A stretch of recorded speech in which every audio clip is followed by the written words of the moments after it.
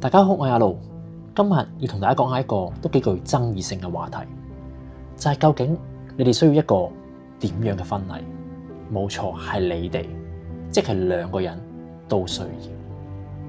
如果你同另一半已經去到談婚論嫁嘅階段，都一定聽過呢一種對話啦。女方就會話啦：我咧想喺邊間酒店搞啊，嗰個 ballroom 咧影相好靚噶，最好咧就加啲歐美風嘅佈置，blah blah blah。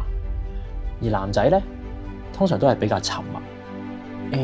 其實如果可以簡單食餐飯，淨係簽個字嘅話咧，就可以慳翻好多錢啦，可以做首期啦，可以俾我哋度蜜月啦，咁樣唔係好啲咩？結果原本一場好浪漫嘅序幕，往往咧就會變成一場關於面子同埋銀紙嘅角力。今日我就嘗試同大家拆解一下，點解男仔同女人之間對於婚禮呢件事有咁大嘅落差呢？呢場大龍鳳嘅背後究竟又代表住啲乜嘢呢？其實你必須要了解對方嘅想法，先至可以明白到佢哋背後嘅動機。我哋會先從女性嘅角度出發，好多女性都其實需要一種儀式感。好多時男仔會覺得女仔想搞一個好盛大嘅婚禮，係因為虛榮，或者受咗其他人嘅影響啦。但係其實我哋從社會學嘅角度嚟睇，婚禮其實係一種重要嘅過渡禮儀。社會學家提出過，人嘅一生會有好多身份嘅轉變，而儀式咧就係幫我哋由一個人過渡去一對夫妻嘅心理橋梁。對於好多女仔嚟講，婚禮唔係一個單純嘅 party， 而係一個身份嘅確認，喺親友嘅見證之下，宣誓啦、斟茶啦、敬酒呢一啲過程咧，喺心理上係幫佢完成咗由一個女仔變成一個妻子，即係你太太嘅角色轉換。而一場婚禮對女性嚟講，點解一場咁重要嘅回憶呢？喺心理學上面有一個理論叫做峰終定律。我哋對一段經歷嘅回憶，往往係取決於最精彩嗰一刻 peak 同埋結尾 end。婚禮對好多女性嚟講，就係人生中嗰個最重要嘅 peak， 一個峰值嘅時刻。喺香港呢個生活咁壓抑，日日又返工又 OT 又對住老細嘅時候，難得有一日你係全世界嘅主角，所有嘅光環啊、燈光啊、祝福啊、讚美都係圍繞住你。呢一種自我效能感得到極大嘅滿足，亦都係一種心靈嘅補償。再加上香港係一個社交媒體高度發達嘅地方，就好容易出現一種叫做社會比較理論。你會睇住朋友結婚啦，影相咁靚，佈置得咁豪華。如果我自己做得太過草率，內心就會產生一種相對剝奪感。呢一種唔係單純嘅貪慕虛榮，而係一種我想證明我會被重視嘅感覺嘅一種需求。咁男仔呢，佢哋係咪真係咁衰，唔愛你，唔願意付出喺你身上呢？當然唔係啦。其實男仔嘅諗法通常都好受住經濟學啦，同埋一啲邏輯所推動嘅。男仔諗嘢通常係比較功能導向，喺佢哋嘅眼中，婚禮嘅機會成本非常之高。喺香港啦，擺翻10圍8圍，加埋婚紗相呢啲金器啦，閒閒地都要30-40萬。對好多男仔嚟講，呢一筆錢係純消費，而唔係投資。佢哋會諗，如果用呢30萬，哇，放落去買股票啊、買基金啊，或者買層樓嘅話，對兩個人嘅未來嚟講，生活係咪有更大嘅保障先？另一個心理嘅因素咧，就係叫做認知負荷。婚禮咧，實在牽涉太多瑣碎嘅事啦。我諗好多男性一聽到咧，哇，真係頭都大埋，又要排啲座位啦，要揀歌啦，要應對雙方嘅長輩啦，又有好多流程啊、影相啊。對好多男仔嚟講咧，都視呢個為行政嘅負擔。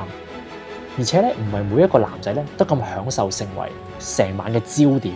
對於一啲性格內向啲嘅男仔嚟講，要喺幾百人面前講一個深情嘅對白啊，玩一啲接新郎新娘嘅遊戲啊，其實咧都係一種社交嘅負累嚟嘅。佢哋咧寧願將呢一份愛咧留俾兩個人之間，而唔係咧好似表演咁樣俾晒人嚟睇。而男女之間最大嘅爭論點咧，就係呢一個婚禮嘅儀式。呢個儀式感花費浩大啦，金錢、時間同埋心力。喺一場婚禮裏邊，係向社會同埋另一半發出一個信號，就係我願意為咗呢段關係投入大量嘅金錢、時間同埋精力。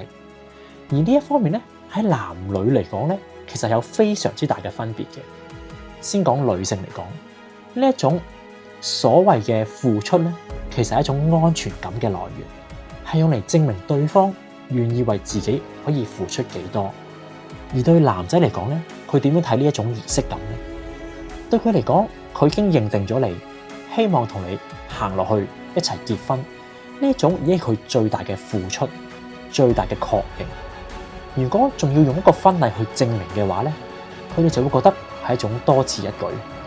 最後講咗咁多理論啦，其實都係想同大家講翻婚禮嘅大小咧，當然就唔等於愛嘅深淺啦。